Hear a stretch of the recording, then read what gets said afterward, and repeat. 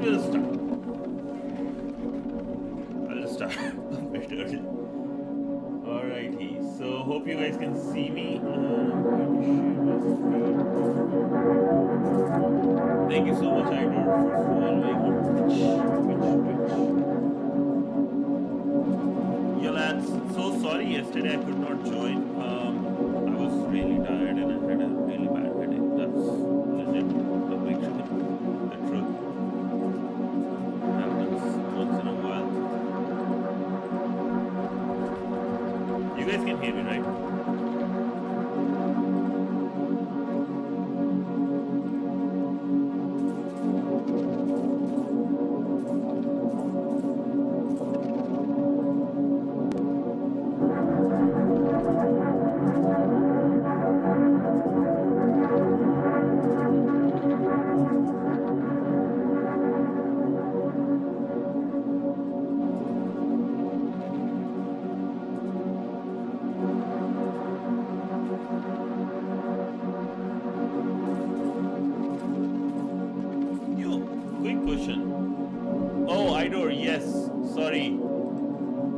What happens?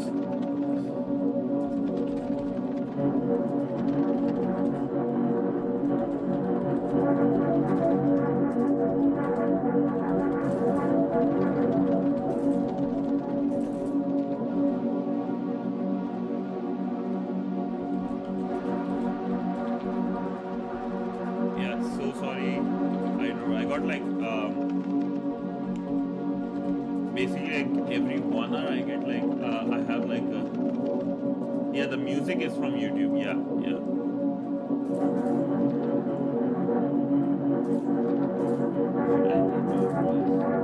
Yeah, sorry, I need to find ways to pay the bills, you know. I should do this way, right? Here.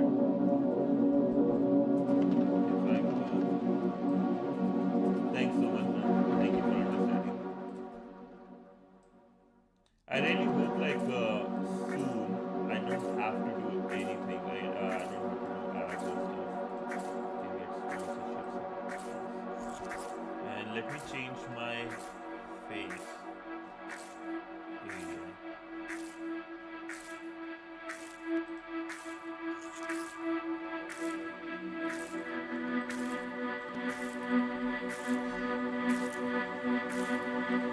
Okay, this looks better, right?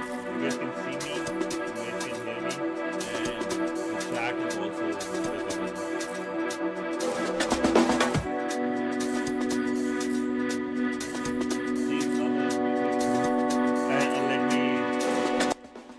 It lower. We got 2 minutes, 10 seconds. Ooh, I like this style though. I like this style.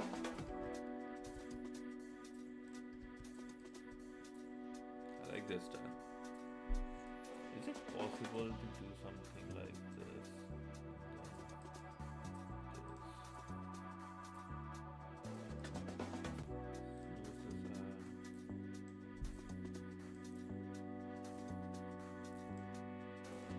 Okay, beautiful.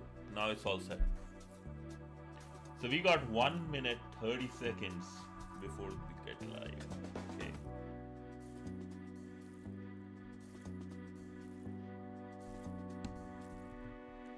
What are your expectations from this model? Any suggestions? Why GPT? They have a live stream, that's all.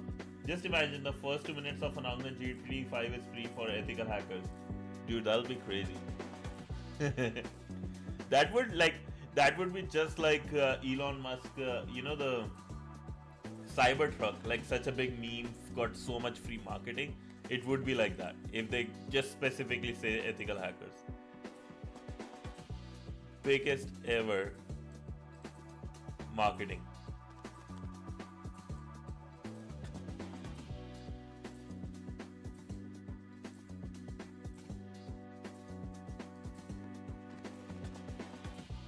Alrighty, you guys ready? Kishore, what's up? Del Latitude, hi. Hey Del, how you guys doing? I hope GPT-5 can handle bigger code indexing. Dude, if I will say this, the AI,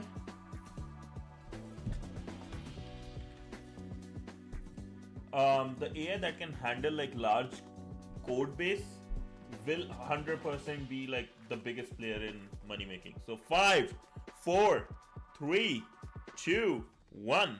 Let it rim, baby.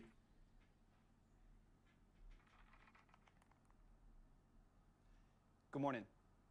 32 months ago, we launched ChatGPT. And since then, it has become the default way that people use AI.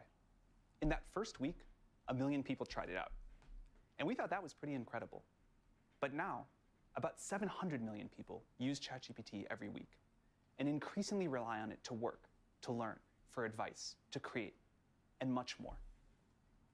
Today, finally, we're launching GPT-5. GPT-5 is a major upgrade over GPT-4 and a significant step along our path to AGI. Now, today, we're going to show you some incredible demos. We'll talk about some performance metrics, but the important point is this. We think you will love using GPT-5 much more than any previous AI. It is useful, it is smart, it is fast, and it's intuitive. GPT-3 was sort of like talking to a high school student. There were flashes of brilliance, lots of annoyance, but people started to use it and get some value out of it. With GPT-4, maybe it was like talking to a college student. Real intelligence, real utility. But with GPT-5, now it's like talking to an expert, a legitimate PhD level expert in anything, any area you need, on demand, that can help you with whatever your goals are. And we are very excited that you'll get to try this. But it's not only asking now. GPT-5 can also do stuff for you. It can write an entire computer program from scratch to help you with whatever you'd like. And we think this idea of software on demand is going to be one of the defining characteristics of the GPT-5 era. It can help you plan a party, send invitations, order supplies. It can help you understand your healthcare and make decisions on your journey. It can provide you information to learn about any topic you'd like, and much more. This is an incredible superpower on demand that would have been unimaginable at any previous time in history. You get access to an entire team of PhD-level experts in your pocket, helping you with whatever you want to do. And anyone, pretty soon, will be able to do more than anyone in history could. So today, we're going to talk about GPT-5. We'll show you some upgrades to ChatGPT, and we'll talk about the API. GPT-5 is great for a lot of things, but we think it's going to be an especially important moment for businesses and developers, and we're very excited to see what they're going to build with this new technology. So we can't wait for you all to start building with this. We hope you enjoy it as much as we enjoyed building it for you. And to start, I'm going to hand it over to my colleague Mark, our Chief Research Officer, to tell you about GPT-5. Thank you.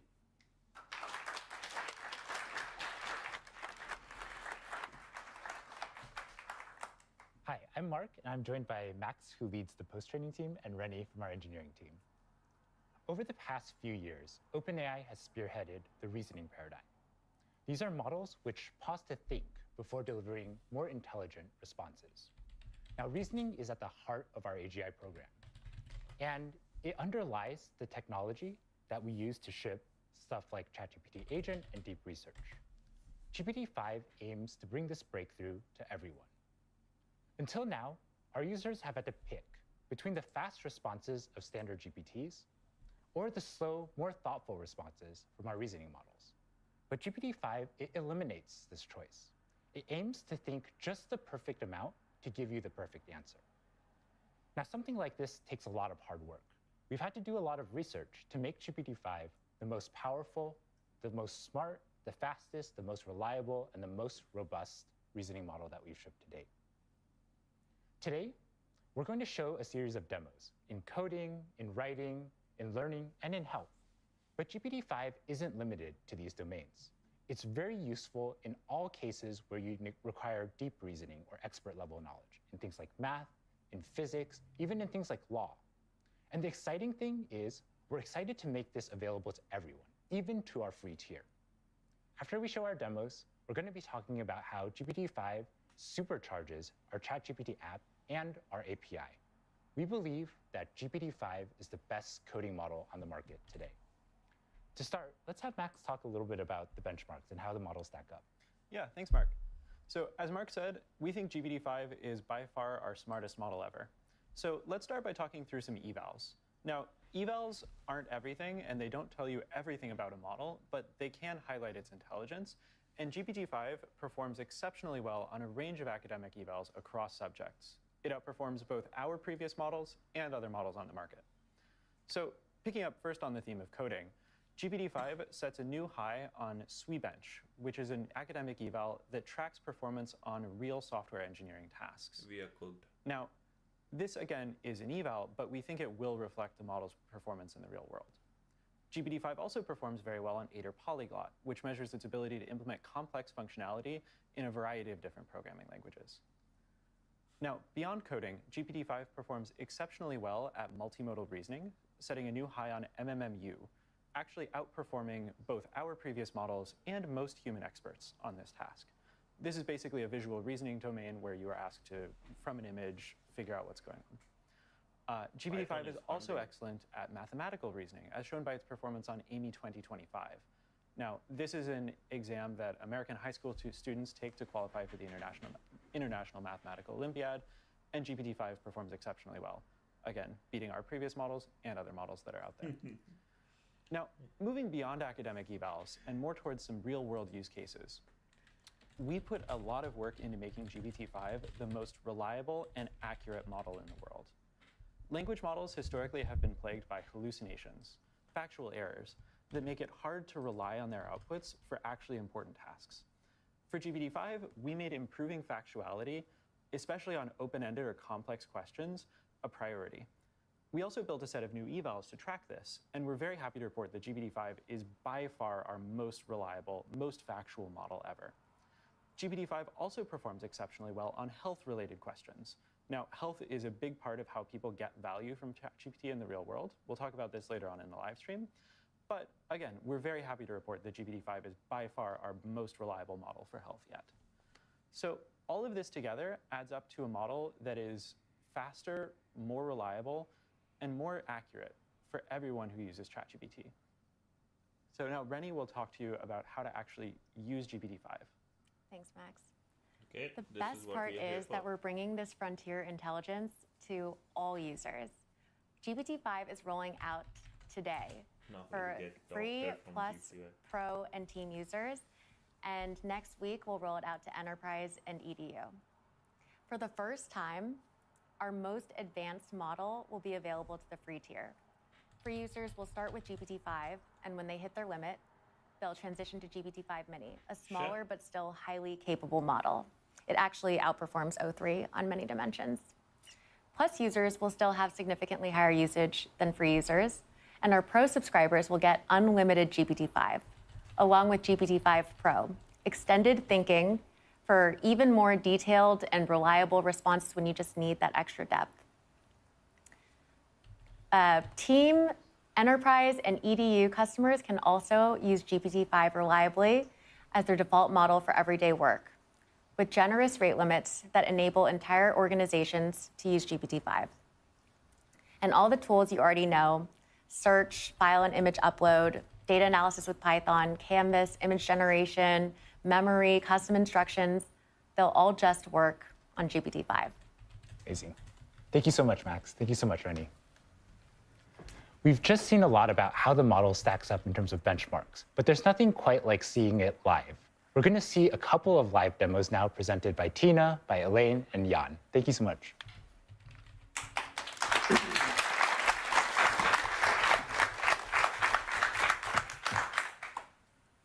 Elaine, can you show us how smart the model is? Sure, thanks so much, Mark. I'm Elaine. Reasoning ChatGPT's ability to think deeply through complex problems is now built into GPT-5. It will automatically think whenever needed, delivering a more comprehensive, accurate, and detailed answer to you. Just as Sam said, it's like having a team of PhDs in your pocket. So let's see that in action. Suppose your kid is in middle school physics and they want to learn about Bernoulli effect. They need your help with their homework, and you might be like, wait, I might need some help with that too.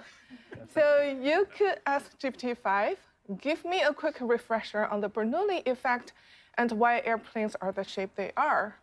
This is more like a... Since this is a pretty straightforward prompt, GPT-5 actually doesn't need extra time to think about it and answers right away. But it still gives me a high-quality answer and explains the concept clearly. So here it says, like, Bernoulli effect means like faster-moving fluid has lower pressure and slow-moving fluid has higher pressure. So to make this even more helpful, I'm going to ask GPT-5 to create a moving demo to illustrate this.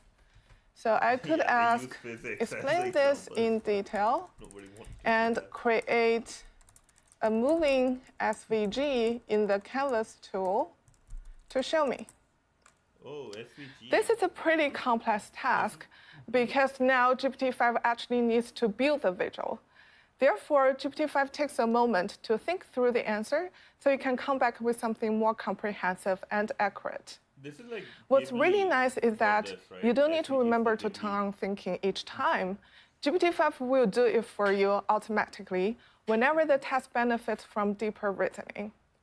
If you really want to make sure that GPT-5 uses thinking, you can either say something like, think hard about this in the prompt to guide the model, or if you're a paid user, you can choose the GPT-5 thinking model from the model picker. Now you can see that the model is actually writing the front-end code to build the demo I asked for.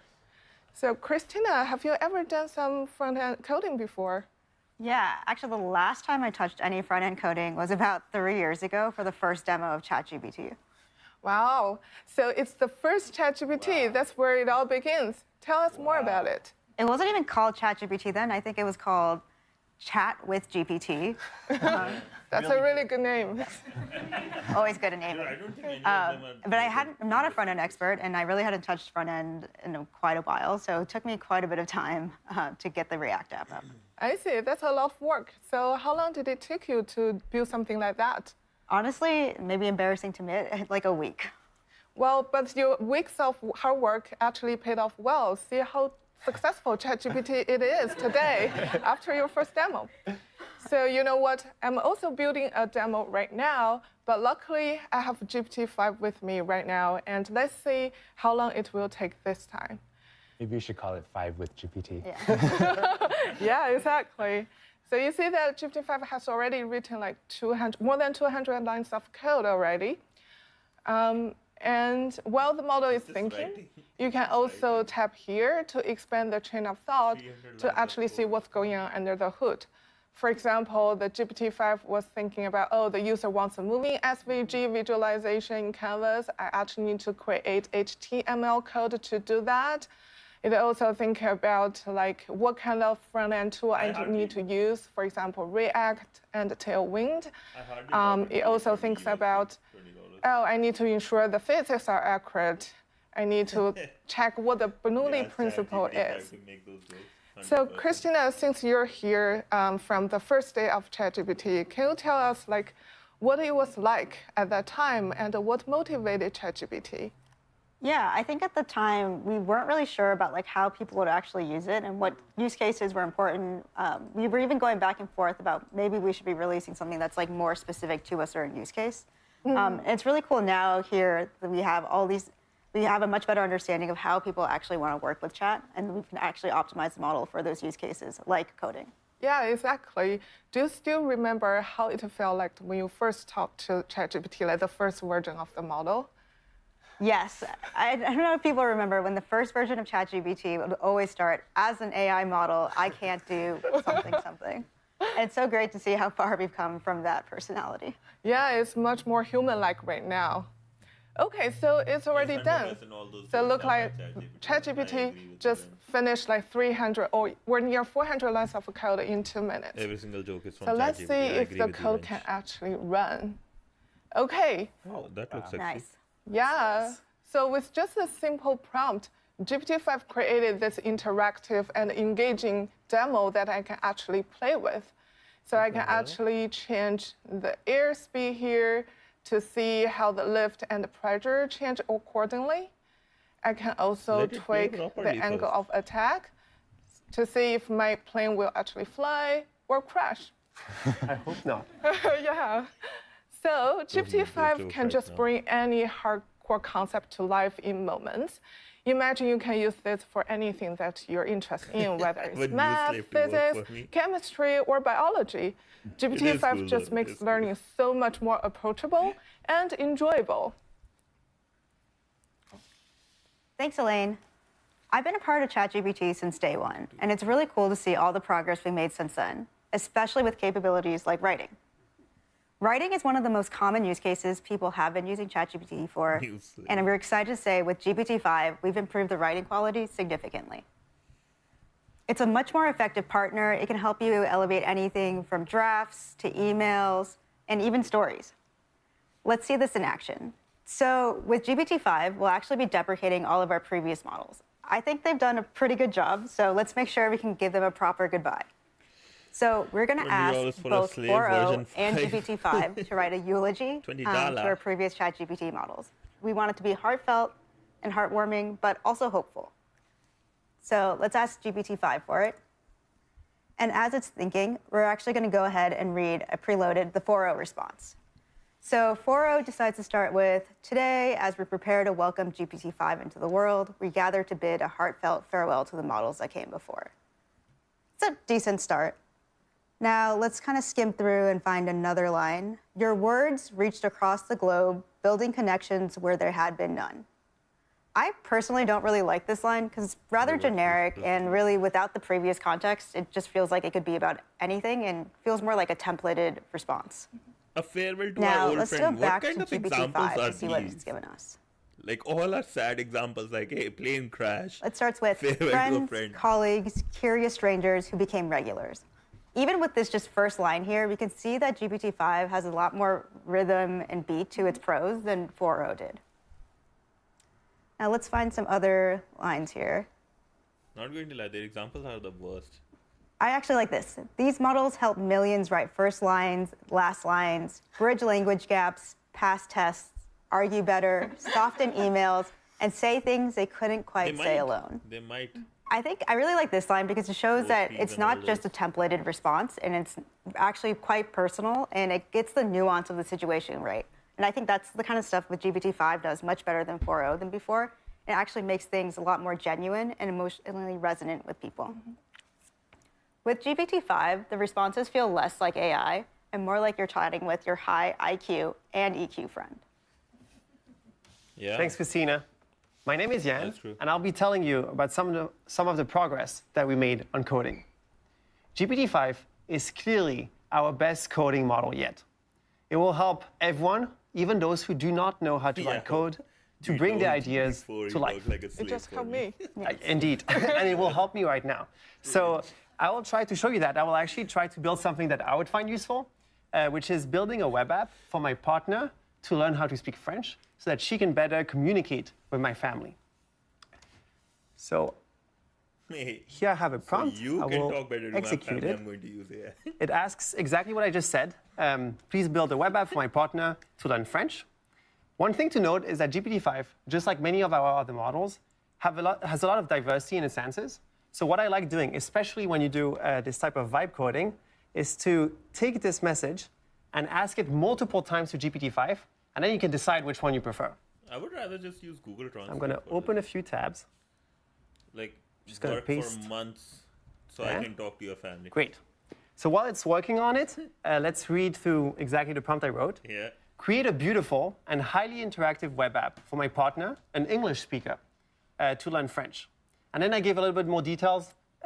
Track her daily progress, use a highly engaging theme. Oh, it's already working. I'm going to put it on the side for now. Use a highly engaging theme. Include a variety of activities like flashcards and quizzes that she can interact with. And then to make it even more fun for her, I actually asked GPT-5 to embed an educational game, which is based on the old Snake game.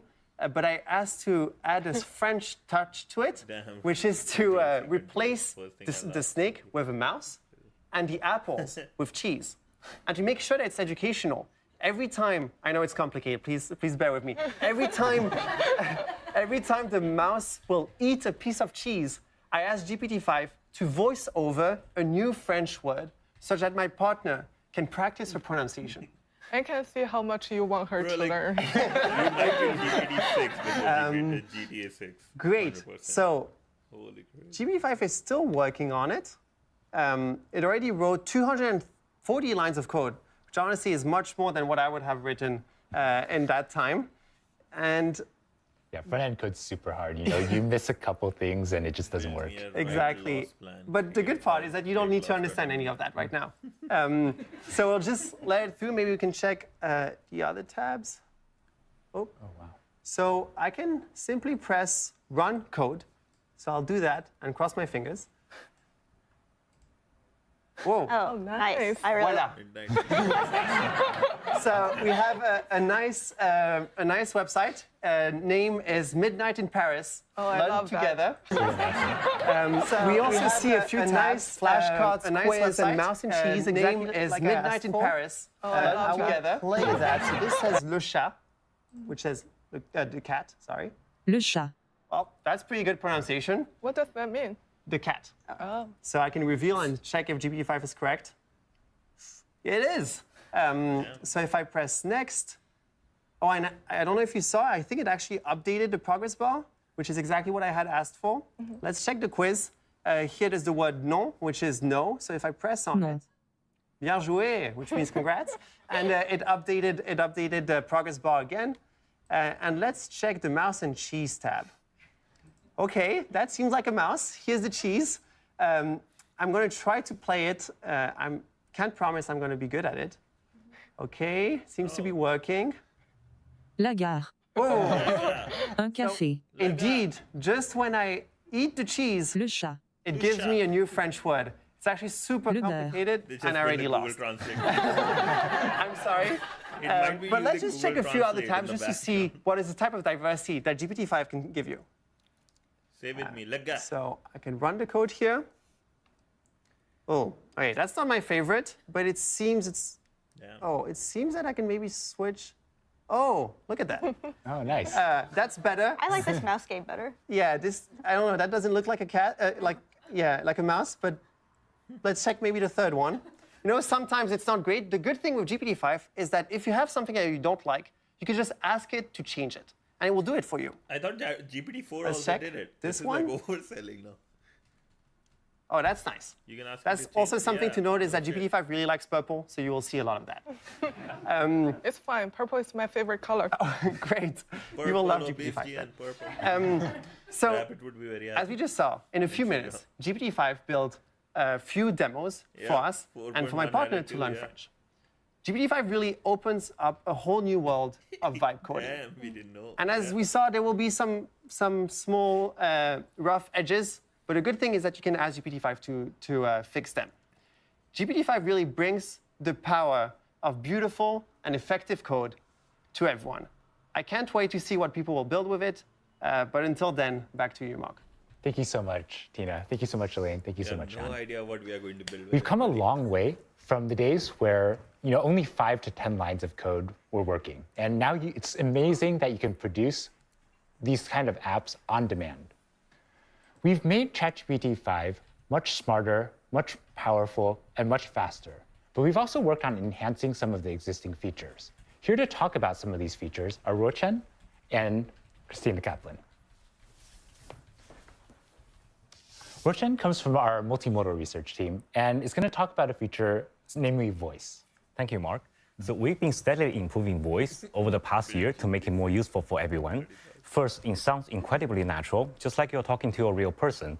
Second, we've added the video so that it sees what you see while chatting with you. Third, it also translates between languages consistently and smoothly across turns. But today, we're doing something very special.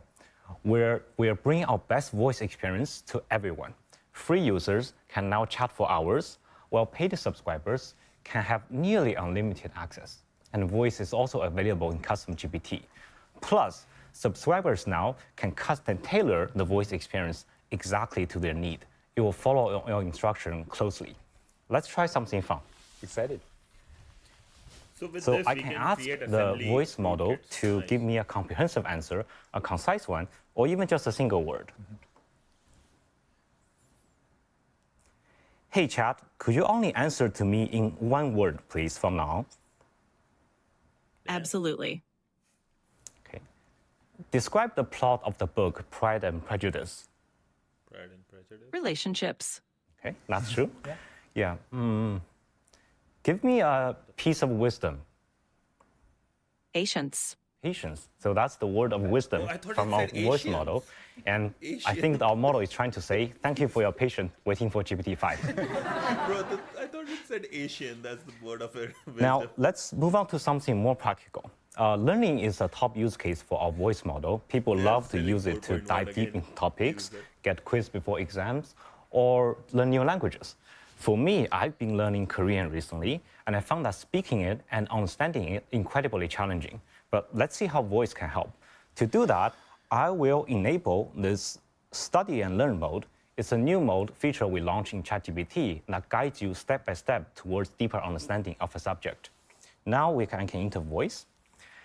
Hey Chat, I'm learning Korean. Could you help me practicing it? Let's pretend I'm ordering at a cafe. Now, what should I say in Korean? Absolutely. I'd be happy to help you practice. So if you're at a cafe and you want to keep it simple, you could start with something like 안녕하세요. 아메리카노 한 잔 주세요, which means hello, I'd like one Americano, please. And of course, you can adjust it based on what you want to order. Let me know if you want to try out more phrases. So when it comes to Korean, could you speak that part really slowly? Because I'm a beginner and I want to hear every word clearly. No. 물론이죠. 그럼 정말 천천히 말해볼게요. 안녕하세요. 아메리카노 한 잔 주세요. 이렇게 하나씩 또박또박 말해보면 도움이 될 거예요. Now, let's level things up. Could you speak that part really, really fast? Faster than a Korean would do. Sure, I'll speed it up as much as I can. So it would sound like this. 안녕하세요. 아메리카노 한 잔 주세요. Basically, just zipping right to it. Let me know if you need any more speed adjustments. It said Americano 감사합니다, chat. very late at the previous So one. that is voice. 천만에요. 언제든지 도와드릴게요. Thank you. 또 연습하고. So that is voice. Simpler, smarter, and more powerful than ever. We can't wait for you to experience it. Yeah, it sounds so much more natural than the voice we demoed just a year ago in our 4-hour demo. Yes.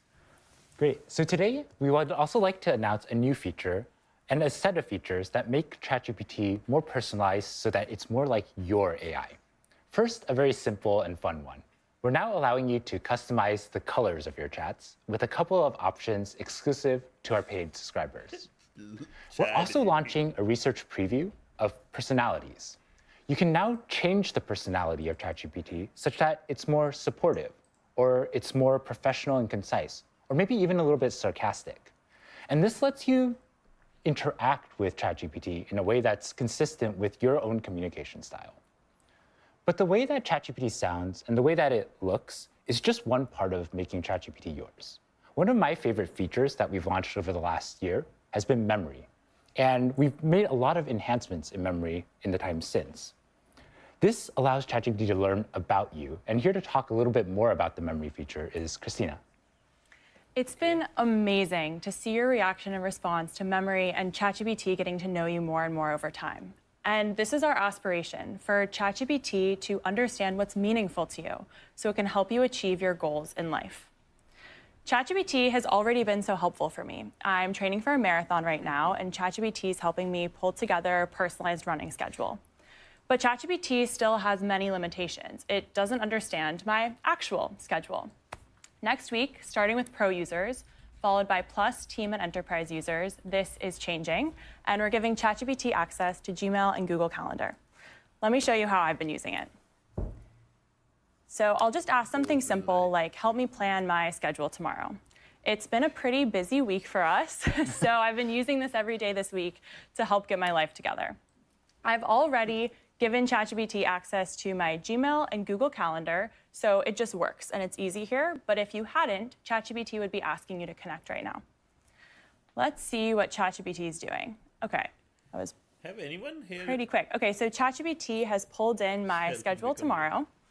And oh, without even asking, ChatGPT found time for my run. I don't think I was invited to the launch celebration. We'll get you on there. We'll get you on there. ChatGPT has found an email that I didn't respond to 2 days ago. I will get on that right after this, and even pulled together a packing list for my red-eye tomorrow night based on what it knows I like to have with me. It's been amazing to see that as GPT-5 is getting more capable, ChatGPT is getting more useful and more personal.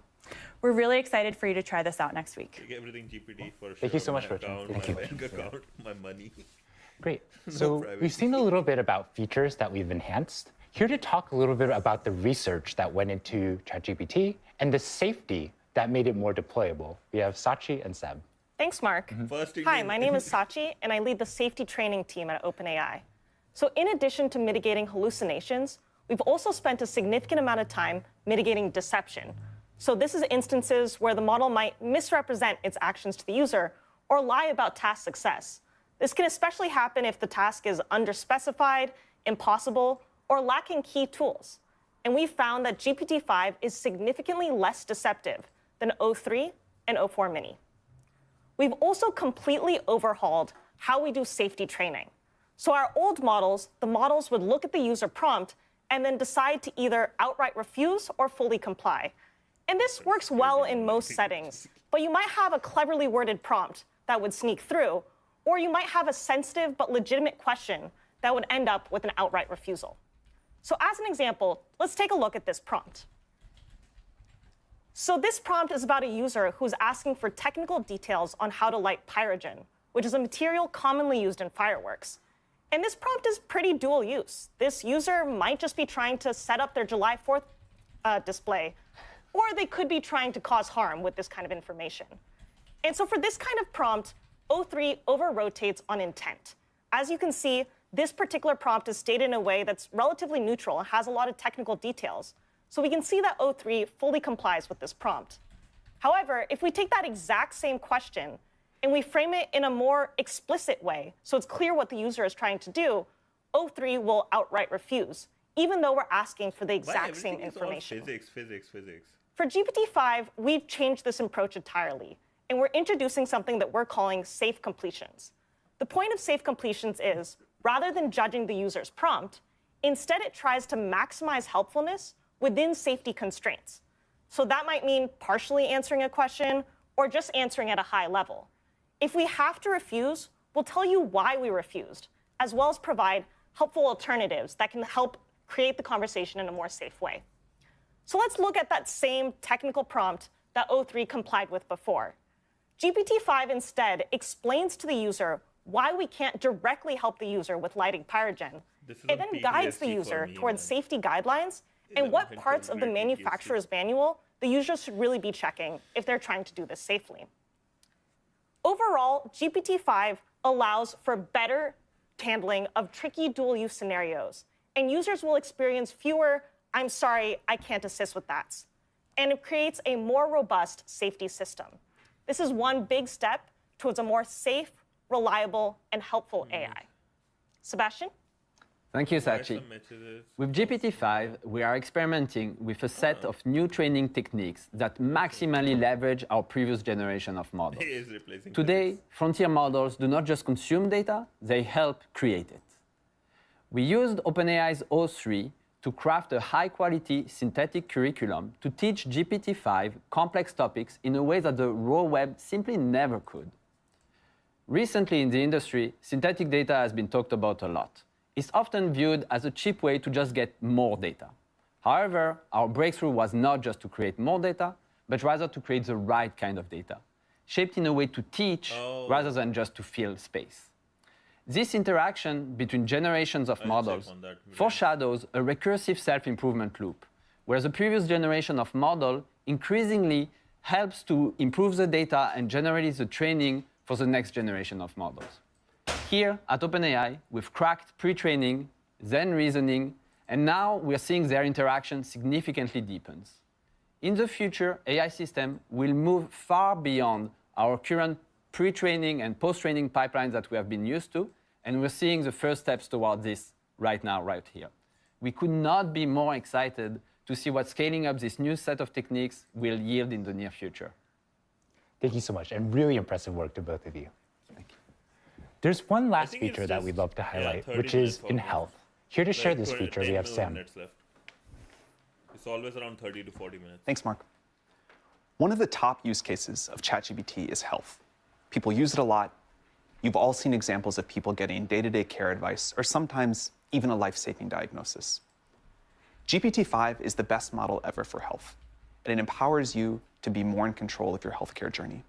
We really prioritized improving this for GPT-5, and it scores higher than any previous model on HealthBench, an evaluation that we created with 250 physicians on real-world tasks. To talk about this, I'd like to invite my colleague Felipe and his wife Carolina to share their healthcare journey. So basically, thank you so much for joining us. Thank you for having us. Physics teacher for sure. That's up there. So to start off with, could you tell us about the journey, the healthcare journey that you've been on? Yeah. So last October, our lives were turned completely upside down when I was diagnosed with 3 different cancers, including an aggressive form of breast cancer, at the age of 39, all within 1 week. And there's just absolutely nothing that prepares you to receive news like this. I found out about the first diagnosis when I got an email notification that my biopsy results were ready. I decided to open it, and when I opened it, I saw the only 2 words that I could understand from the report, which was invasive carcinoma, and I knew that wasn't good, but everything else was just a blur of medical jargon. So I completely panicked, and in that moment did the first thing that I thought of, which was to take a screenshot of the report and put it into ChatGPT to see if it could just help me understand what this meant. And within seconds, it translated this complex report into plain language that I could understand. And in this moment of overwhelm and panic, I had a little bit of clarity about what was going on. And that moment was really important because by the time I got a hold of my doctor and we got on the phone, which was 3 hours after I had seen the report, I had a baseline understanding of what I was facing, and we were able to jump into a conversation about what to do next. And how have you been using ChatGPT throughout? I've used it in so many different aspects of my journey, but one of the ways that I found it most powerful is in helping me make critical decisions and in helping me advocate for myself. So to share an example, when I was facing a decision about whether or not to do radiation as part of my treatment, the doctors themselves didn't agree. My case was nuanced, and there wasn't a medical consensus on the right path. And so the experts turned the decision back to me as the patient. And for me, bearing the weight of this decision that could have lifelong impact felt really heavy, and I didn't feel equipped to make the call. So I turned to ChatGPT to gain knowledge and understand the nuances of my case. And again, within minutes, it gave me a breakdown that not only matched what the doctors had already shared with us, but was much more thorough than anything that could fit into a 30-minute consultation. And it went further. It helped me weigh the pros and cons. It helped me understand the risks and the benefits. And ultimately, it helped me make a decision that I felt was informed, that I felt I could stand behind when the stakes were so high for me and my family. I mean, for me, what was really inspirational was watching her regain her sense of agency by using ChatGPT. In this moment, it'd be so easy to feel helpless. And there's such a big knowledge gap between what the doctors know and what we know. And however, no one cares more about Carolina's health than she does.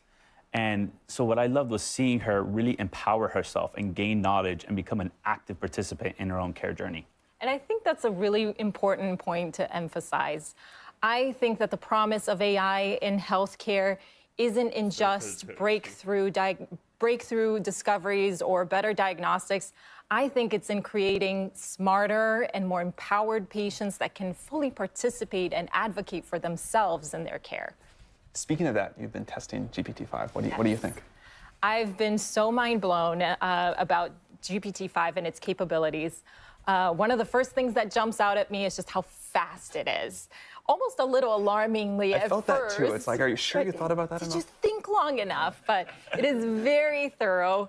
And more importantly, it feels more like a thought partner that connects the dots. So rather than just translating information or giving you an answer, it helps you actually navigate the problem. Yeah, a great example is we actually went back and took our initial biopsy prompts and put them into GPT-5. And GPT-4o had done a great job. It had translated, explained what these words meant, and helped in a way that we can understand. But GPT-5 seemed to understand more of the context and the question behind the question. Like, why would we be asking biopsy results?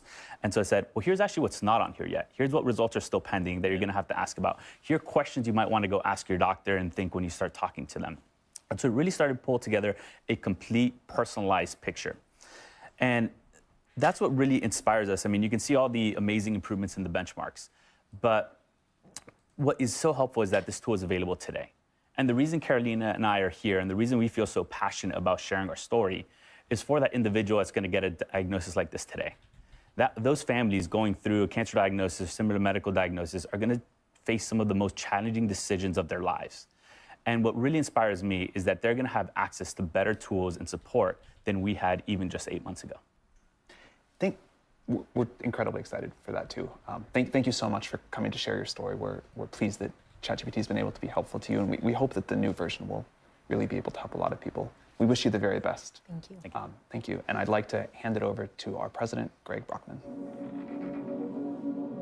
You know, one thing what Idor just mentioned was like majority of their data was probably on physics and Google Translate, and that's their example. Software engineering is already fundamentally changing, and GPT-5 will turbocharge that revolution.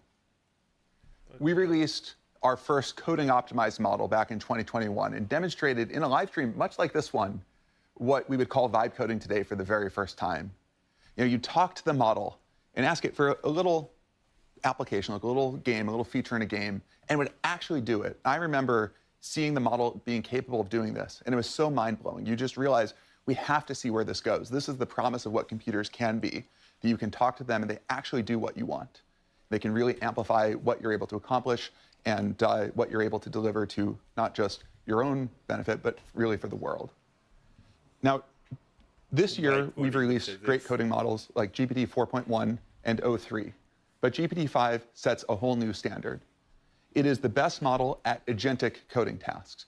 You can ask it to go and accomplish something very complicated, and it'll go off and it'll work on it. It'll call many tools. It'll work for many minutes at a time, sometimes even longer, to accomplish your goal, your instruction, your task, whatever it is that you're trying to build.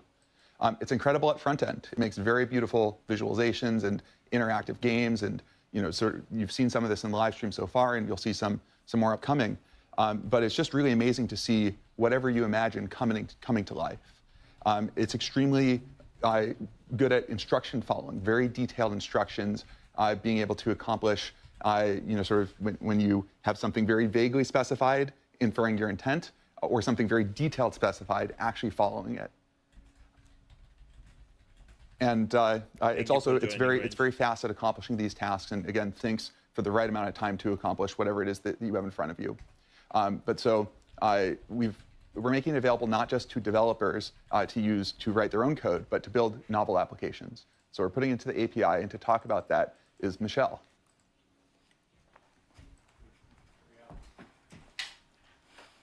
Thanks, Greg. Hi, I'm Michelle, and I lead a research team on post-training focused on improving our models for power users. And that includes use cases like instruction following and coding.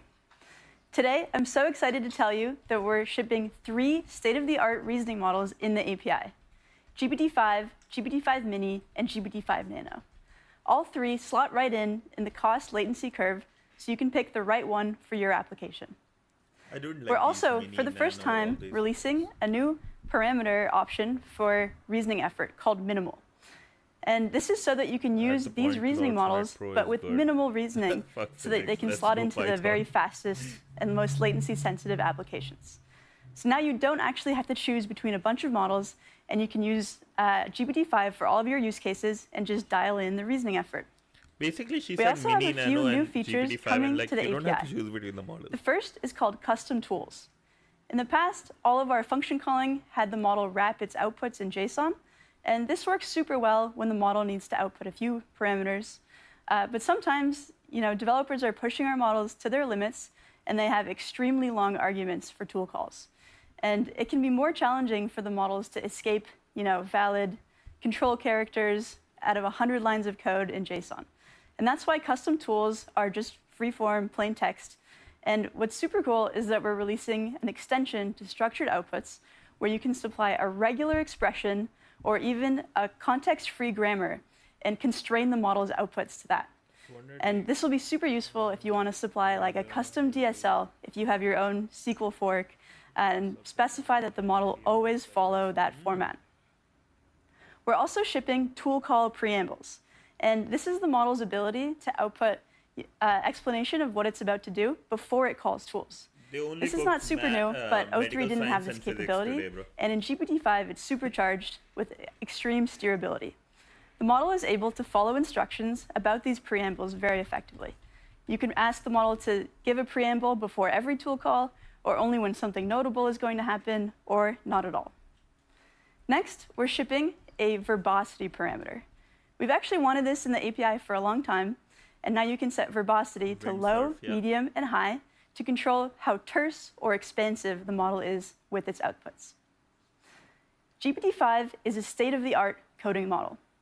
On Sweetbench, a measure of Python coding ability, GPT-5 sets a new high of 74.9% versus the 69.1% from O3. On 8R Polyglot, which is a benchmark that covers all sorts of programming languages and not just Python, GPT-5 scores 88%, a stark improvement over O3. You've also seen that it's incredible at front-end web development. And so we've asked human trainers to look at outputs from GPT-5 and O3 and pick which they prefer. And they prefer GPT-5 70% of the time for its improved aesthetic abilities, but also better capabilities overall. But GPT-5 is not just for coding. It's incredible at agentic tool calling. It's the leading state-of-the-art model for tool calling, and we see this on the new Tau squared benchmark. This benchmark, released just 2 months ago, is a test of the model's ability to call tools and work in concert with the user to solve a challenging problem. This case in the telecom industry, so trying to solve the problem for a user not having their service working. Just 2 months ago, no model in the field scored more than 49%, and today, GPT-5 scores 97%. GPT-5 is also state-of-the-art on general-purpose instruction following. It scores 99% on Collie, which signals a great departure for this benchmark for us. It also scores 70% on Scale's multi-challenge benchmark, up 10 points from O3. And this is a measure of multi-turn instruction following. Finally, the instruction following eval I actually prefer the most is one we've built in-house. It's based on real API use cases, and for that reason, it's a really good measure of how GPT-5 will perform in your application. On the hard subset of this, GPT-5 scores 64%, up from 47% from O3, a pretty meaningful improvement. So we think it will perform quite well in your applications. We're also bringing GPT-5 to a longer context window in the API. It's now got 400K of total context, up from 200K from O3. But it's not enough to just release a longer context window. We wanted to make it more effective and usable. And GPT-5 is state-of-the-art on the 128K to 256K of OpenAI MRCR, which is a benchmark we open sourced 2 months ago on long context retrieval capability. It's also state-of-the-art on OpenAI's GraphsWalk's BFS benchmark, which is a measure of the model's ability to reason over long context inputs. You know, it's a great merger of the reasoning capabilities and also the longer context in this model. We're also open sourcing a new long context eval called BrowseComp Long Context to measure the model's ability to answer challenging questions over long context. We're excited to spur on more work in this field. We think GPT-5 is the best model for developers. It was trained with a focus on real-world utility and less so on benchmarks, but we happened to pick up a few of those along the way. We focused a lot on the intersection of engineering and research, and we think you'll really love working with this model.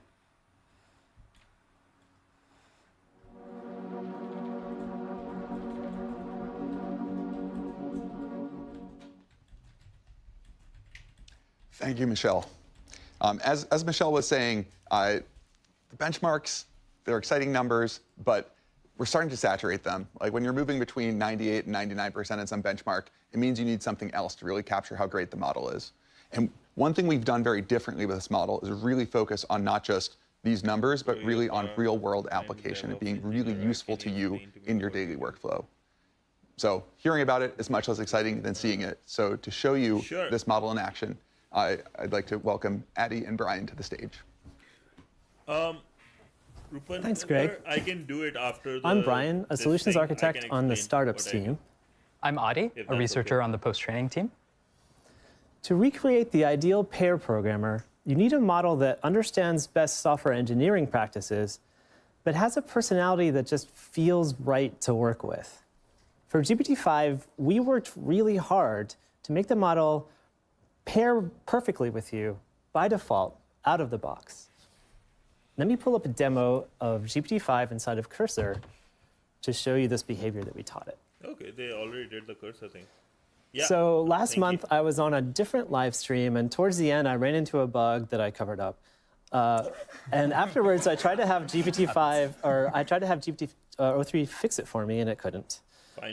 So while we were testing GPT-5 before this, I had it see if it could fix that bug for me.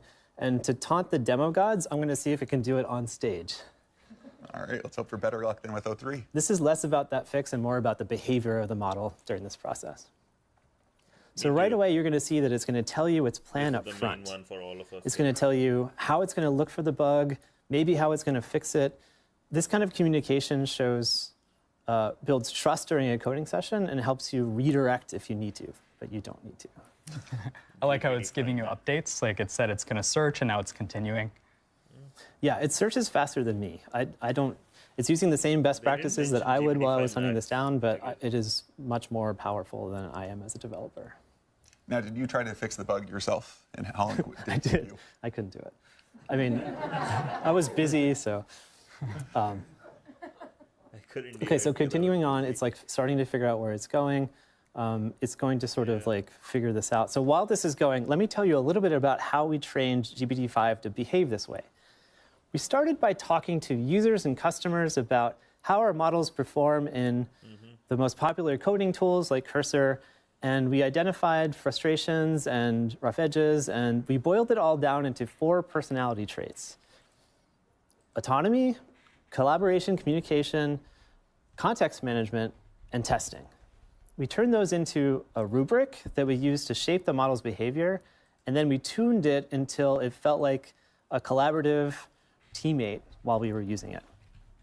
Yeah, it's been really amazing to see the team really doing the grind of like going and seeing how this model behaves in practice, figuring out what people really want, and putting that back into model training. That's something that I think has been like a real focus for this model. It's been pretty great. So while this is fixing, the other thing that we did during testing, which was really surprising, was we were sort of pressed for time. And we had it refactor one of our test harnesses to run parallel on Docker and set it off, came back like 45 minutes later. It's just like it just finished. And we tested it out, and it ran the first time. It was pretty surprising. That's incredible. That is magical. OK, so it made the edits. It looks like, yeah, it found the right problem. And right now it's actually, OK, it's running lints, but these lints are actually not related to this bug, so it's going to ignore them. And then it's going to run a build. It'll run tests if there are any. It's going to make sure that this code is shippable before it's done. It's actually really smart that it finds lints and realizes that these aren't relevant to the specific bug we're fixing. It's not making unnecessary edits. Totally. So this is just one example, but it really shows the power of the autonomy and the collaborative communication and how it stays reliable on difficult coding tasks without getting stuck on death loops. And the best part, GPT-5 is totally tunable. You can steer it with system prompts or cursor rules. You can change its verbosity levels or reasoning levels to match your tasks. And if you get stuck, ask it. GPT-5 is actually really good at modifying its own prompts by meta-prompting. So after using this for the past few weeks, it really feels like we've achieved state-of-the-art, zero-shot performance and reliability across the most complex coding tasks. At this point, for me, it's the first time I trust a model to do my most important work. This is beyond vibe coding. It's an incredibly powerful tool, and I'm really excited for people to try it. this is amazing. We just killed it. We just did this. We did that, and blah blah blah. Thanks, Brian. It's super exciting to see how far GPT-5 has come when it comes to coding personality and steerability. I'm really excited to show how great GPT-5 is at front-end coding, where design and aesthetics really matter. So I've got 2 demos for you today, one for work and one for fun. Let's start with the work example. I hope so. Imagine you're the CFO of a startup. I have some data that I'd like to visualize about the company, and I'm going to ask the model to make me a dashboard. So you'll see here that I'm being specific about the audience. So the target audience is the CFO. I've said, create a finance dashboard for my startup. And I've asked it to be beautiful, tastefully designed with some interactivity, and to have a clear hierarchy for easy focus on what matters. I've also specified what frameworks it should use. And you can see that it's actually started. It's following my instructions and using create next app to make a Next.js project. So totally from scratch. Yeah, exactly. Now, how long do you think this kind of task would take you to take? Easily at least a couple of days. I'm not a front-end expert. Just to understand the latest frameworks and piece everything together would, easily take me a few days. We'll see how long it takes with the model. Yeah. And it's really cool to see that the model is thought for a bit, and it's explaining how it's going to structure the project. So it's talking about how it's going to scaffold a new Next.js app. It's going to use Tailwind CSS. It's running a couple of commands to install dependencies, which is cool. And now it's proceeding to implement the rest of the project. So while this runs, I'm going to talk a little bit about how we trained GPT-5 to be a great front-end coding model. We tried to follow the principle of giving it good aesthetics by default, but also making it steerable. So if I give the model a concise prompt, it should be able to infer my intent and make something that looks great by default. On the other hand, if I'm specific about a layout or frameworks that I want the model to use, it should follow my instructions precisely. And this makes it the best of both worlds for developers.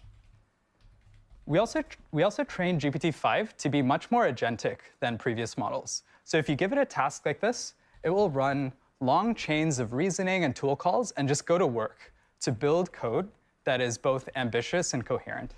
I like how you said ambitious, because it means it goes above and beyond without going off track or off what you specified. Yeah, exactly. So what we want is the model should adhere to my prompt, but also be ambitious and go above and beyond when it thinks it can. I should become a politician. And so checking in here, looks like the model is making progress. It's creating a README file. Yeah, and I think it's thinking about how to make the code modular. So it's created like a bar chart component. Looks like it's continuing here.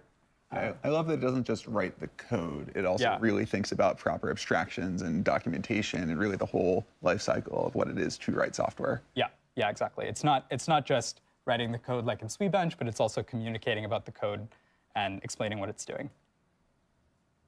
Let's check in to see what's going on. So while this runs, GPT-5 understands details much better than previous models. So when we trained the model, we taught it to understand details like typography, color, and spacing in a way that just eclipses any previous model we've shipped.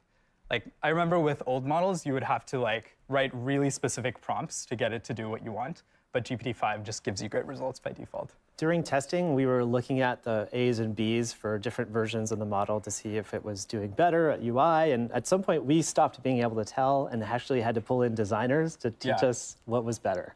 Yeah, it was really fascinating to see the model's aesthetic preferences evolve during training. And we woke up one day and it was just making these great UIs. How do the model's aesthetic preferences compare to your own? Yeah, I think in general, I feel like the model has better aesthetics than me. Usually I defer to its judgment. And I find that really helpful when I'm trying to make an app. I'm not exactly sure how I want it to look, but the model's defaults are just great. Yeah, and checking in here, so you can see that the model has actually structured the code into these different components. So it's made a sample data TypeScript file, KPI card, component, revenue chart.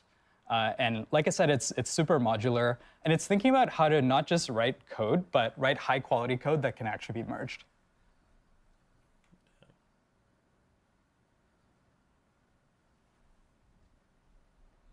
Feels like it's close. Yeah, I think it's pretty close. It's pretty close. You did say ambitious. Yeah. Using the max version is still pretty close. Okay, cool. So this is awesome. So you can see here that it's actually building the project and streaming errors back to itself. And this is, for me, this was just a profound moment to see that the model could write code, but also run builds, stream the errors back, and iterate on the code. So it's able to improve its own code in this sort of self-improvement loop, which it's is improving its own code. Write the good code in one go, then. And it's definitely a good taste of what the future holds as well, right? Yeah. When you really think about where these models can go and how much they can accelerate developers and kind of all aspects of what we all they cooked it with do. this one. Yeah, they exactly. cooked with this example, at least. Nice. It actually just fixed a bug that it found in that previous build. Okay, cool. It's Nice. Yeah, looks like it's done. Let's check it out. So I'm gonna follow the instructions that I don't really know front end. So let me see how I should run it. Then So it's why are you saying taking other cd people's to the job, directory and then run npm run dev. So let me do that. And it looks like it's being served on port 3001. So let me just open that port. Wow, it's alive. Nice. Yeah, so you can see here, let's check it out. So the model has made me a dashboard. It's telling me like my ARR, cash. Looks like this company is doing pretty well. You can see that revenue is growing. And the model's added like some interactivity here. So if I hover over a graph, it actually tells me the exact value for a particular day. It would take me like 5 hours to do that in D3. Yeah, imagine like manually doing this in D3. It's just like people are able to do it. Just because it's so easy to take this for granted, could you remind the audience what the actual prompt was? Like how much creativity and sort of understanding your intent was required to accomplish this? Yeah, it's crazy that this prompt is so concise and it's able to just give me something that looks beautiful in just 5 minutes.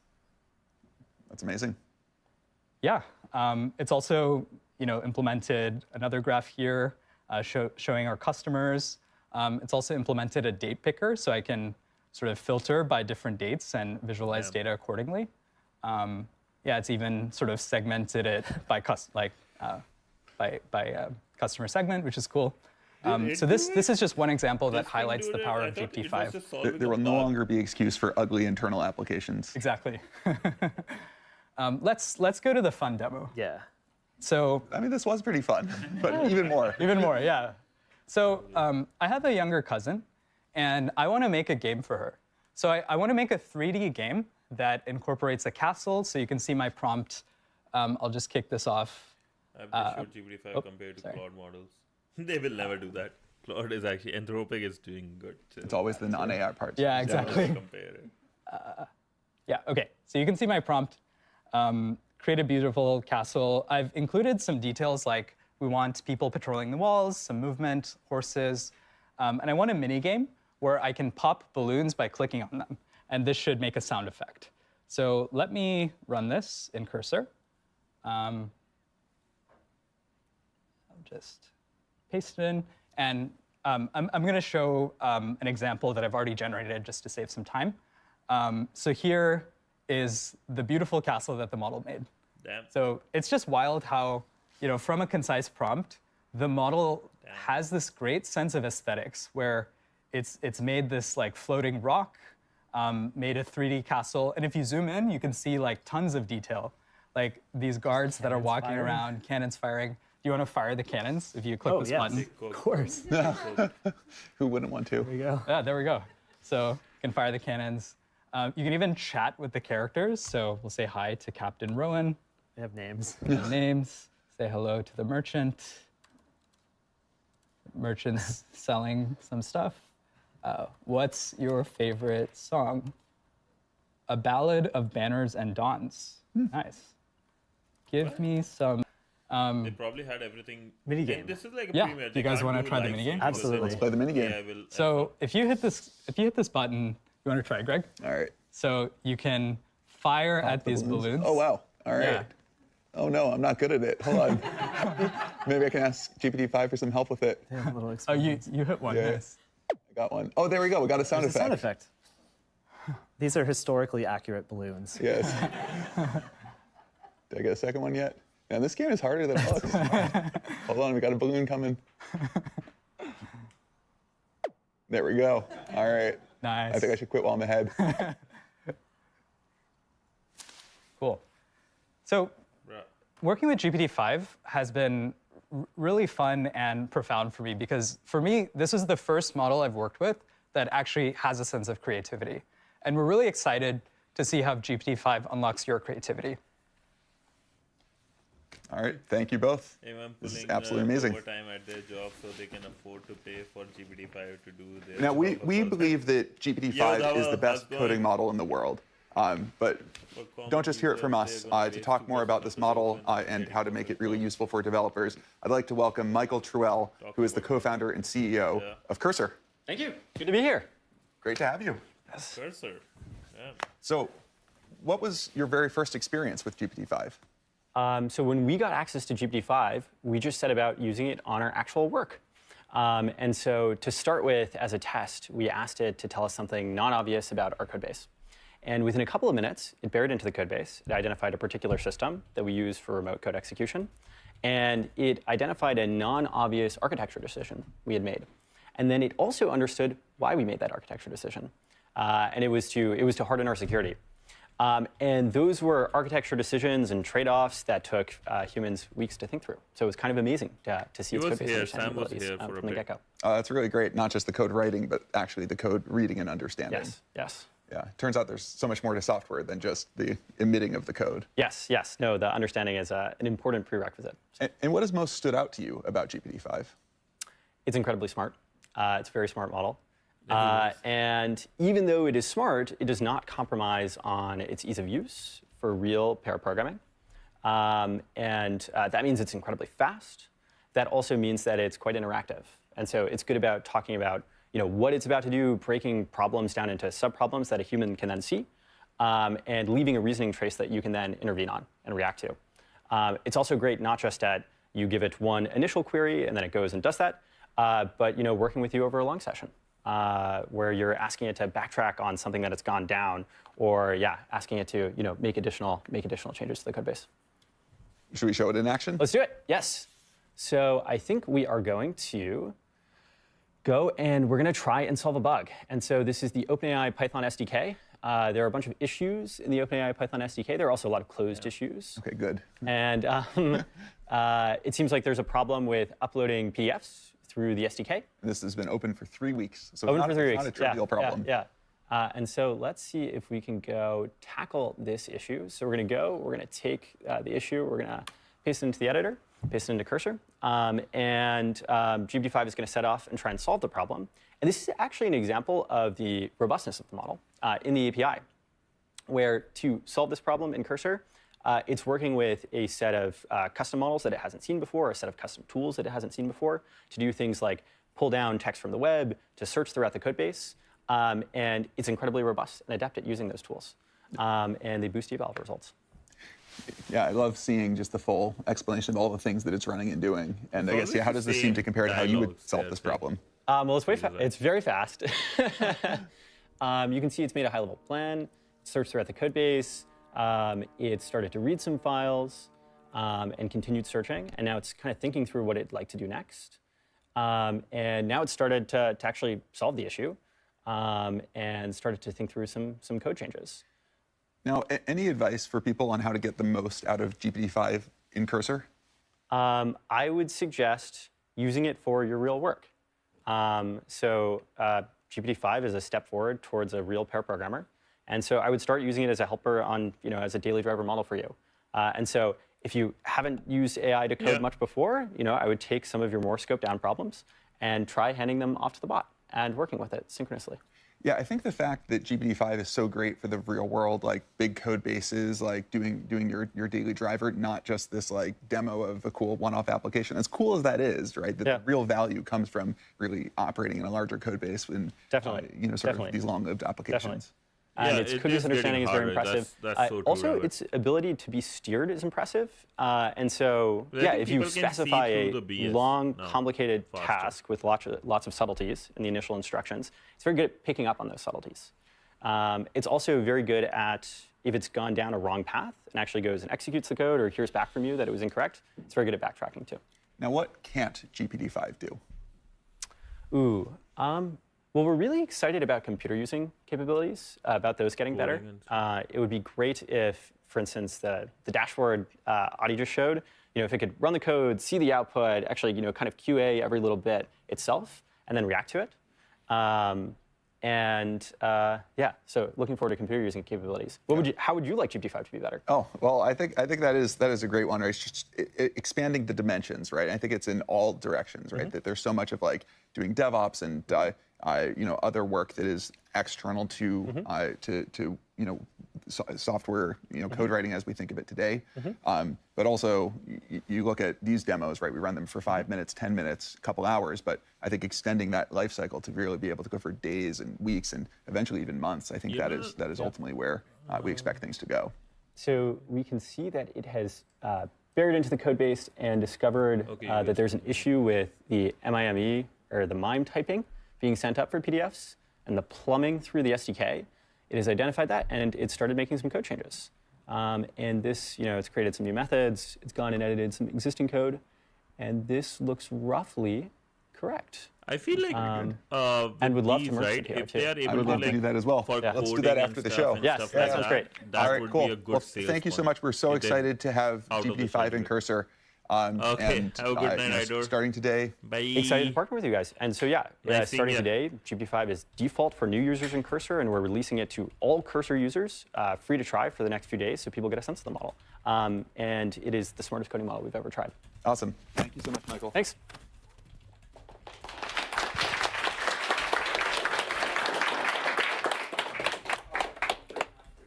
But it's great for the enterprise. I think they're almost done. Idor, stay for like 5 more minutes. It's great for the enterprise. We think of it like Just 5 more minutes. a subject matter expert that is in your pocket, that is an expert across every domain, legal, finance, Idor, bye, whatever Idor. application you have in mind. To talk about how GPT-5 can be applied to the enterprise, I'd like to welcome Olivier never to mind. the stage. They have another Thank you. people coming. More Thank you, Greg. people coming.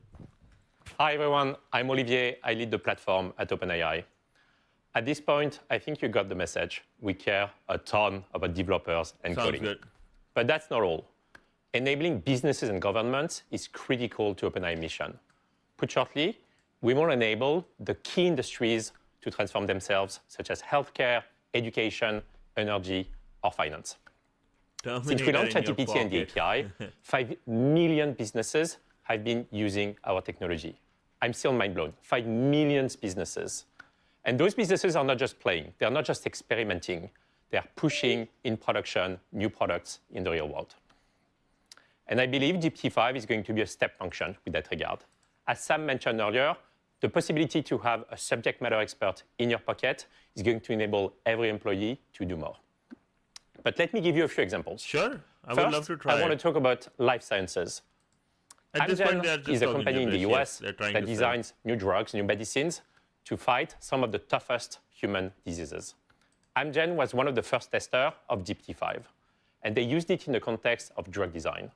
And what Amgen scientists found is that GPT-5 is particularly good at deep reasoning with complex data. Think analyzing scientific literature or clinical data. Next, I want to talk about finance. BBVA is a multinational bank which is headquartered in Madrid, in Spain. BBVA has been using GPT-5 for financial analysis. And the takeaway was pretty clear. GPT-5 beats every single other model out there in terms of accuracy and speed. What used to take 3 weeks for a financial analyst to do, GPT-5 can do it in a couple of hours. Next, I want to talk about healthcare. Oscar is an insurance company based in New York. And they've been using GPT-5, and what they found is that GPT-5 is the single best model for clinical reasoning. Think mapping complex medical policy to patient conditions. It's not all about businesses. It's also about governments. We are super excited by the announcement that we made yesterday that the 2 million US federal employees will be able to use GPT-5 in ChatGPT. And I cannot wait to see how that enables to deliver better, faster services to the American more like people. COD games, just copy paste. And frankly, with the new that's all very marketing cool, pitch. but I think that's the tip of the iceberg. If history is a teacher, and we've seen it with GPT-4, we are going to see many, many use cases emerge over the coming weeks and months that all of us could not even imagine. And so I cannot wait for us to invent that future together. Let's talk quickly about pricing and availability. GPT-5 is going to be available in the API starting today. 3 models, GPT-5, GPT-5 Mini, GPT-5 Nano. GPT-5 is going to be priced at $1.25 and $10 per million input token and output token. Mini and Nano are even faster and more affordable. This is what you wanted Nano, to hear. don't sleep on it, it's 25 times more affordable than GPT-5. It's pretty cool. This is the part you wanted. I cannot wait to see what you'll build. And next, our chief scientist, Jakob, is going to close us out.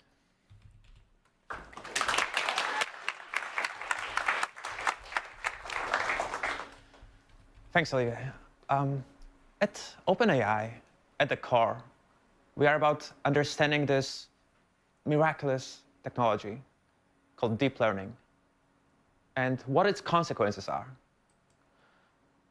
Our research aims to understand what deep learning is capable of and how to steer it to make it safe and useful for all of us. This is a work of passion, and it's a mission. And I want to recognize and just deeply thank the team at OpenAI. He's the most real human I It is a can great see privilege. the whole stream. The most real human. It is a great privilege for me to work alongside this incredible group of brilliant people driven by this shared goal. What adds up to a model like GPT-5 are years of investigations aimed not only at producing a great release, but at building understanding of this underlying technology itself. And so a lot of what you'll see in this model are really just early glimpses of new ideas that we believe will go much further. There is a lot we still have to understand, and we look towards a future where AI can uncover new knowledge about the world and any guy meaningfully wearing a transform our turtle lives t-shirt for the better. is Chad, in my opinion. We hope you'll enjoy what we've built, and we'll get back to sailing. Thank you.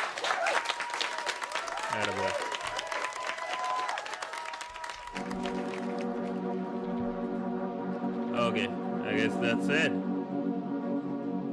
That's a wrap? Maybe, maybe not. You know, interesting thing, this was like almost touching 200K in the start. Suppliers with socks, slippers with socks. Probably. So this is, I hate this. I hate their sound effects. But let's see if ChatGPT 5 is.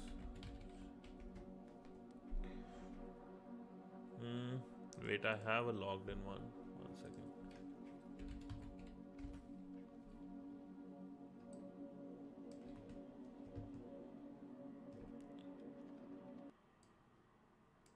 Okay. You lads, don't forget to like, share, subscribe. Like, share, and subscribe, please.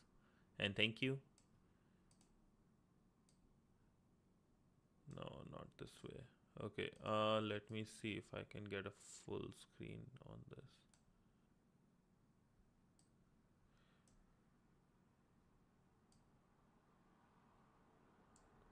So I don't see any like. I have GPT Plus. Let's see if they mention anything yet about here.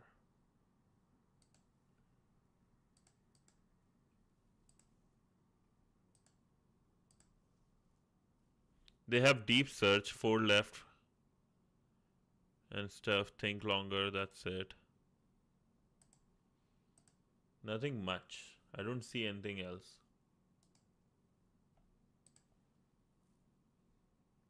Honest with you, I don't even use ChatGPT anymore. Like, I just use, majority of the ChatGPT I use is either creating posters or thumbnails for myself. Like you will see, creating a second brain, stuff like that. I don't even use stuff because I use through what's this called?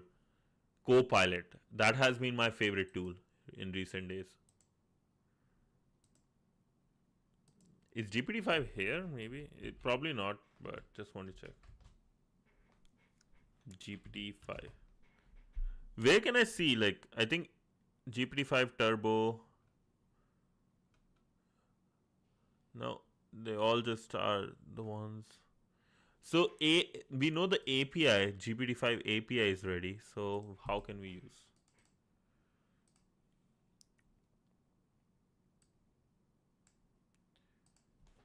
Use GPT-5. GPT-5 is here introducing our smartest.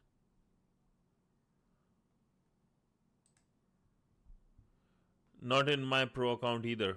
Yeah. But I know they said in the free account we can do some stuff. But I think like not yet. Yeah, it's the plus one. Yeah. Pro plus everything is same. Ooh, this is one of my favorite games though as a kid. Somebody stop the volume. I hate the volumes they have selected. GPT-5.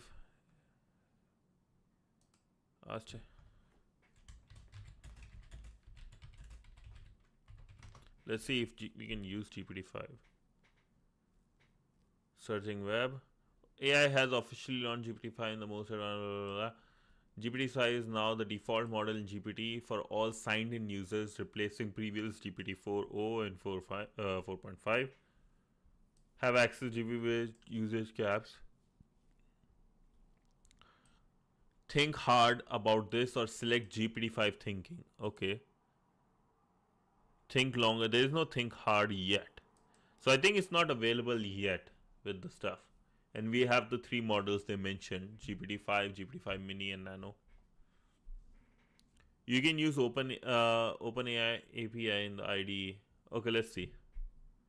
Let me make sure I don't open something.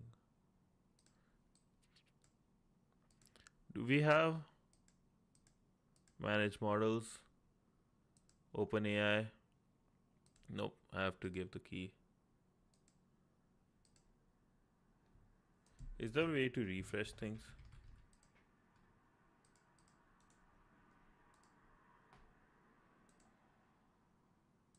Agent. It has to be then in nah.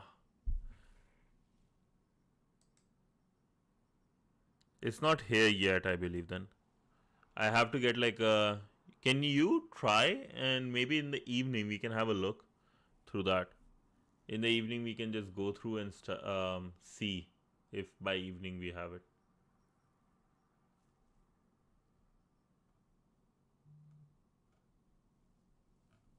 Right? Yeah, I guess then it's a wrap because it's not there anymore right now.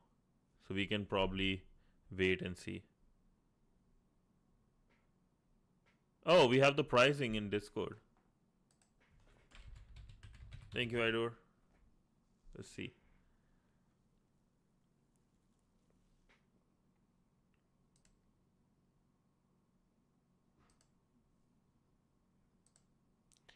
Batch API, say 50 input pricing, priority. GPT-5, the best model for coding and agentic tasks across industries. Input, cached, output $10. Okay.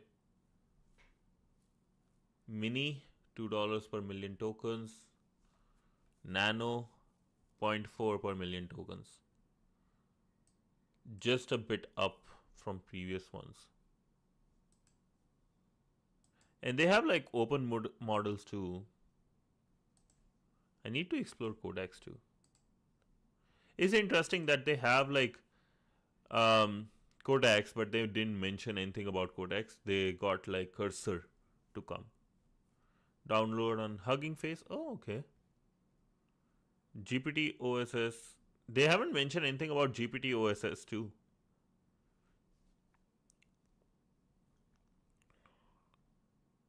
Interesting. This is the one I can try fully, right?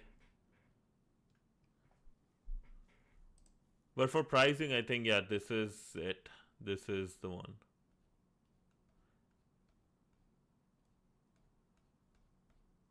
O3 Mini, real time. They haven't updated this yet. Text. Images. Okay, image one, image one. Okay. Interesting. Okay, Laz, I guess that's it for today's stream. Not today, at least for this stream, because in the evening, ain't no way. What? Yandex GPT-5 Lite. How do I translate? Why the translate option not showing up? Why the translate is showing up? 8 billion parameters. And 4.6 GB, 8 billion parameters. Translate to English. Okay. Nice. Instruct version for large Yandex GPT-5 Lite language model. Context length 32K tokens. Then we have all the models. Let's see. Translate again.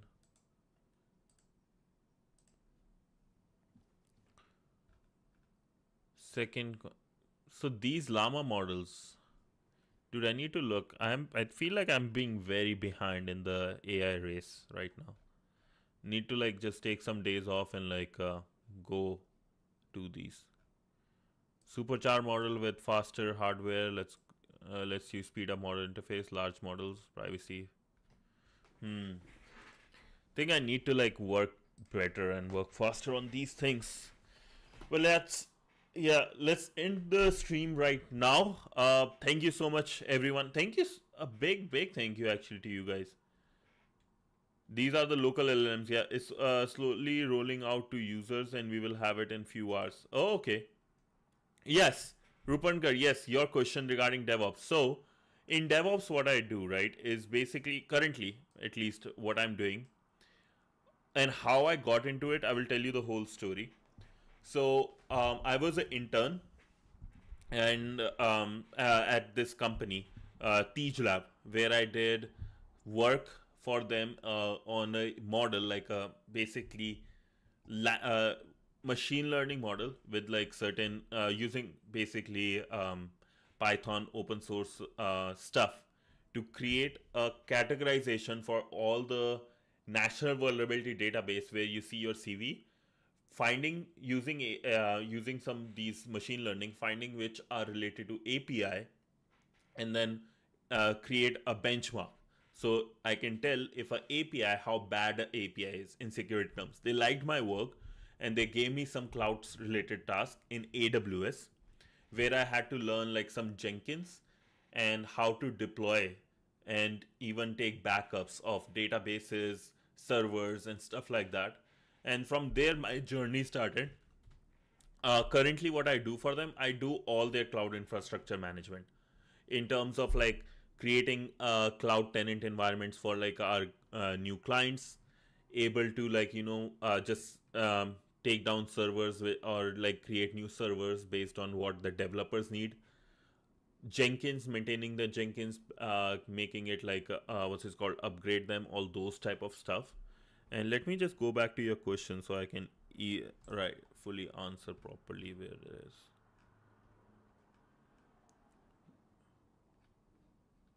Here, can you explain what you do? So also what I do is also as a DevOps engineer, basically you are wearing every single. Bro, is there backbone? Backbone? What is backbone? Oh, bro is their backbone. Oh yes, I am their backbone. Yeah, kind of. Because I do their because honestly, this is one thing you will I never say to anyone. I never tell anyone think your company as a family, right? It is F up, I get fired. If AI F it, it's hallucinating. That's true. But sorry, Rupankar. What I was saying also is this company, why I'm doing part-time job, right, is because I don't say it usually to any other company currently. Like whatever company I have worked for, never I will say this, but this company does treat me like a family. Because when my parents are here, I just told my manager that I won't have time. He said, okay, that's fine. Like, just make sure you complete these 2 tasks so we don't disturb you during next 2-3 weeks. So like that company treats me really well. They do treat me like a family, and especially the manager Baljit sir, amazing guy. And that's the reason I'm going to be with that company for the whole time. And whenever they give me a task, I never say like, oh, I can't do it, or it's not my job. I'll like, okay, I'll figure it out. So that's, as a DevOps engineer, that's my job. Like any cloud infrastructure related stuff, I handle it.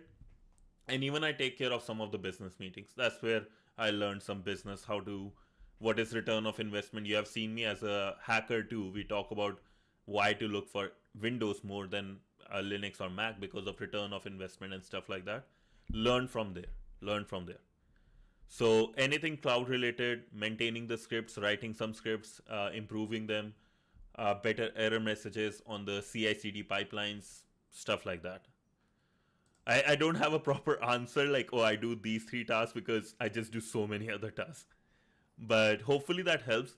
And if you have particular requests, like in terms of you want me to share something, you want me to show you how to do something with AWS, because I have my personal account too, and my website, I haven't updated in such a long time. I just have it because I wanted to have one. hackerspub.org. I have this website I created using what's it called, WordPress. And when I was creating it, this was like a fun project. I created very fun stuff in it. I created very fun stuff in it. Like if you see hellofriend.move, this opens a YouTube video of Mr. Robot. Yeah, that's the GitHub globe. Yeah, I love this character. So popular post, these things, like, and this was from the XD door, so this was a long time ago too. You know, when it was last updated, stuff like that. What's that? Programming languages like Python, Bash can help, right? Oh, 100%. Learn Bash. Yeah, Python and Bash both will help. And any other programming language? No, basically for DevOps stuff, I will say create your own website, right? Learn how to set up your own website. That's one. Second, from there, right? First I will give the name, Lightsail. Use Lightsail to develop your own website, any simple website. Very cheap way to set it up. Or use any other. I'm just giving you this one because I know the names on top of my head. So Lightsail, create your own website. Learn how to use then Route 53. Route 53 is their DNS service, how a website will link to your IP address. Create your own stuff. Use Next.js. Yeah, Next.js, like, but then that's more DevOps stuff. Yeah, but sorry, developer stuff. But yeah, never use AWS. Always fear the complexity. It's very simple though. Rabbit, like, I will say this: there are thousands of products. Don't need to use all of them. I don't even know majority of the products, but I know the one very well. The one I need to use. I would have never been able to deploy stuff without Vercel. I actually was thinking, but I was like, you know what? I want to learn more Amazon. So learn about Route 53, learn about Route Sail, learn about EC2. EC2 is their server one. So compute EC2 server. This is their server. So move your website from Lightsail to EC2 and then play around with that. So if once you do this, you will, by the time you do this, might take you like a couple of weeks, but you will be way more comfortable and you will like learn by your own. You will start learning things by your own. Another one you can look into is not here, maybe. Let me search. Is IAM, Identity and Access Management, give other people some of the stuff and things. So that's how do it. Like learn how to do those ways, and yeah, by the time you do it, you will be in a good shape. EPS 32. What's that? No worries, man. No worries. And there is also one more thing before I go. There is in Amazon AWS free tier. So you don't have to spend a single dollar. Go for their free tier, and all of them have their free tier. Amazon, Azure, or GCP, and use like one of these three only, because these three are like the biggest players. People know them very well. So go their free tier. You will get a lot of these things for free. Let's see ESP32. What is EPS32? Low cost energy of a microcontroller chip. Oh, okay. So like on a chip, yeah. Or even just if you have Raspberry Pi. I have a bunch of Raspberry Pis. I have a RetroPie.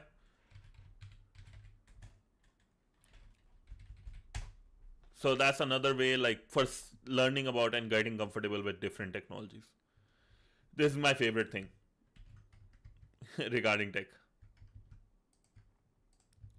But yeah, EPS, whichever you like.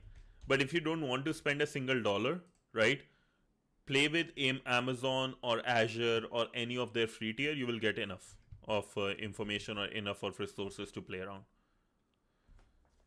How to connect to AWS?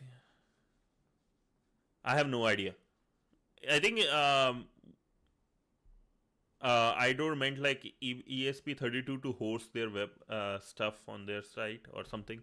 Host something on it. Yeah. Well, yeah, let's. That's all for now, I guess. If you like it, please, yeah, like, share, subscribe. But also help other people. Don't forget to join the Discord. And I will be coming 100% tonight for a live stream. But thank you so much. Oh, no, this is not what I wanted to copy paste. Here we go. That's it, everyone. Thank you so much for all the help. Thank you so much for amazing messages. Let me know if I can be of any help. Ping me in Discord. Till then, this is your favorite hacker, the one that cannot be censored, at least not yet. Oh, ESP web server. Oh, okay. Nice. But yeah, this is your favorite hacker, the one that cannot be censored or hasn't been censored yet. Sir, bye, good night, and censored hackers signing off, I guess. And yeah, I'll see you in the evening. Thank you so much. Bye. Good night, everyone. Take care. Love you all. Love you. Love you, Idor. Love you, Rabbit. Love you, Rover. Rupankar, love you. Dhaval, nice seeing you after a long time. Love you, Wrench. And also, we had a friend after a long time. Kishore, love you, man. And thank you, everyone. Bye.